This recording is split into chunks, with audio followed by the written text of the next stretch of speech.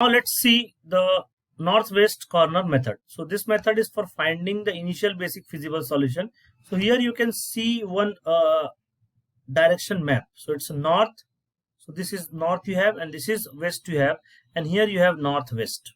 Okay, so means what? This northwest corner method will start from this extreme northwest point of any problem. So let's read one problem first of all, and based on that problem only we'll understand this particular concept, northwest corner method.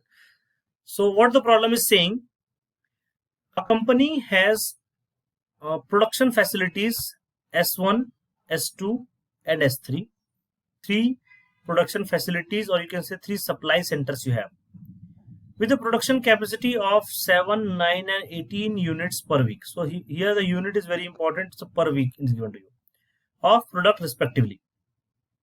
These units are to be shipped to the 4 warehouses. Okay, these are the 4 warehouses given to you, D1, D2, D3 and D4, with the requirements of 5, 6, 7 and 14 units per week respectively. Remember one thing, these 2 units, the demand unit as well as supply unit, must be same. Sometimes the problem may come like supply unit will be given in the weeks and demand unit is given in the month or year. Then what you have to do, you have to convert that also into the week or same unit. Okay, so these are the demands for each unit, each warehouses, 5, 8, 7 and 14, and these are the supply requirements, 7, 9, 18 respectively. The transportation cost in rupees per unit between the factories of warehouses are given in the table. So this is nothing but a transportation cost. So transportation cost from supply station 1 or facility 1 to demand station 1, that is warehouse 1, is 19 rupees. Similarly, supply from 1 to D2 is 30 rupees. Okay, maybe D2 is far more than D1, so that's why the transportation cost is more here, and this cost is given as per unit cost. So per unit transportation cost is 30 and 50 given to you. Okay, so this was the table given to you, and based on the table we have calculated the value of 34 years, 34 from this side and addition of 30, this is also 34. So both supply and is equals to demand, then you can call it as a balanced problem. What we can call it as a balanced problem. Okay, now what you have to do, you have to formulate this transportation problem as an LP model to minimize the total transportation cost. So this is the formulation of LP model that we have done here on the table. Now you have to formulate, now you have to do the transportation calculation for minimizing the total cost of transportation. Okay, always minimizing the, here it is given, minimizing the total transportation cost. So it's a minimization kind of problem where we need to minimize the total transportation cost. Okay, so let's see the solution of it, how we can solve this problem. So this table, same table we have drawn here, the solution table you can say. Okay, so here again D1, D2, D3, D4 are the demand centers, S1, S2, S3 are the supply facilities or supply centers, and these are the demand requirements, these are the supply requirements. Okay, so northwest corner method. So first of all, we are supposed to start from the northwest corner. So here I have a north block, here I have a south, sorry, here I have a west, northwest, and this is the northwest corner. Means what? On the extreme upper left corner, from extreme upper left corner you have to start your calculation. So extreme upper left corner on this entire matrix. So this is the matrix, no? This is the matrix, range of matrix you can see, the supply and demand. Okay, so here for this is the element which is at the extreme northwest. Okay, so you will do the supply first of all on this point. Okay, so here I'll make the first allocation, how much goods I need to supply from here. So for this you have to see your supply requirements as well as your demand requirements. Let's say we are calling the demand requirement as A and we are calling the supply requirement as B. So you can call it anything. So it's A means what? This will be A1, A2, and so this one A1, A2, and this will be A3, and this will become A4.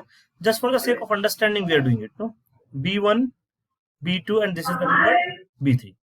Okay. Now you have to check corresponding to this first element, corresponding supply you have to check, and corresponding demand you have to check, and you have to check whether which value is higher and which value is lower here. So A1 and B1 you have to check. So here we can check this A1 is lower than the B1. So A1 is nothing but minimum out of those values. So whatever the minimum value is there, that allocation you have to do at first place. Okay, so here first demand from station 1 was 5, so I'll allocate here 5. So if the 5 unit is allocated at supply 1, then out of 7, 5 is allocated to D1. So remaining is what? Remaining is what? 2, 1.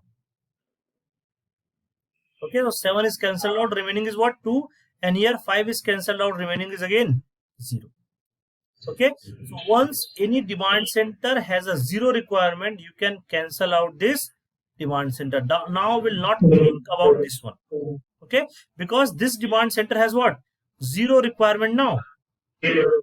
Okay, now, so this is the first step we have done. Now second step, again we'll see the same northwest corner method. Now the remaining, this is the matrix, remaining matrix.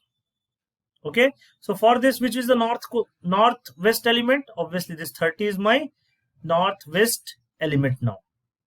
So if the 30 is northwest element, so now I'll allocate something here. For allocation, again we need to check A2 value as well as B2 value, and we'll check, no sorry, not A2, not B2, B1 value. So this is A2 value, and corresponding to this I have a B1 value. Okay, now I will check which is the minimum one. Obviously B1 is the minimum one, so whatever the value you have here, just allocate the entire value, allocate entire minimum value here, and this 2 will also become 0, and here you have allocated 2, so remaining value is what? 6. Okay, now you have removed the entire supply, because the from supply station 1 you could have supplied only the 7 units, you have entirely 7 units supplied, then you can also cancel it out, this row also. Now you need not to consider this row for next calculation. Okay, again you have this matrix. Okay, now for this matrix, which is the northwestmost element, this is nothing but northwest element. Now you will do the allocation here. So let's do the allocation. How many you can allocate? You have A2 and you have B2. Let's check the value. B2 is 9. A2 remaining value is 6. Okay, so how much you will allocate? So A2 is the minimum value, and that is nothing but 6 maximum you can allocate here. So this will also become 0, and if you allocate 6 here, so this B2 will become from 9 minus 6, it will become 3. Correct? Now the demand center D2, warehouse center D2 has also fulfilled its entire demand. Clear?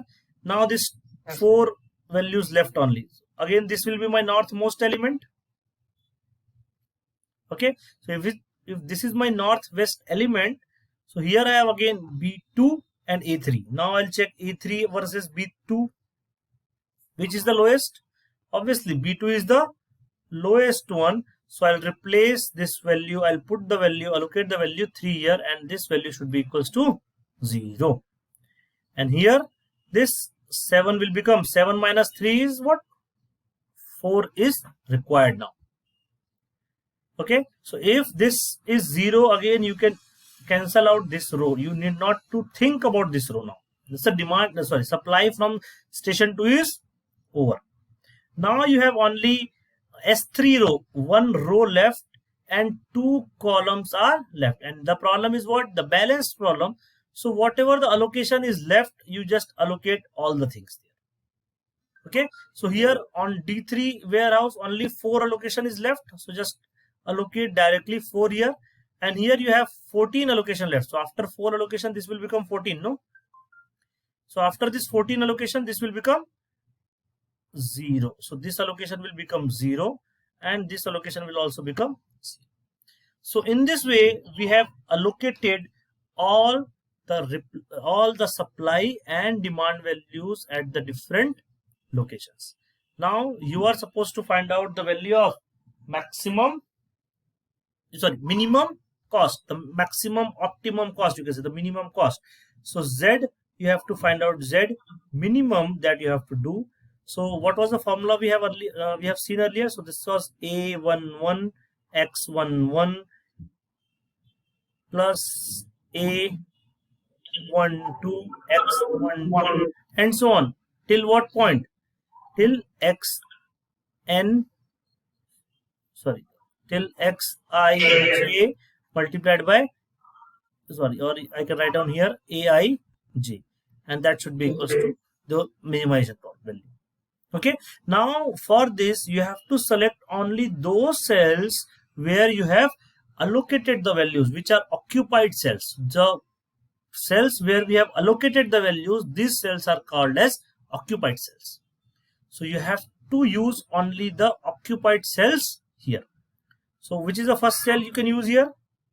Z minimum is what? So the value is we can say 19 multiplied by 5, 19 multiplied by 5 plus 30 multiplied by 2 plus 30 multiplied by 6 plus 40 multiplied by 3 plus 70 multiplied by 4 plus 20 multiplied by 14. So if you will solve this entire value, you will have 1015 as a minimum cost.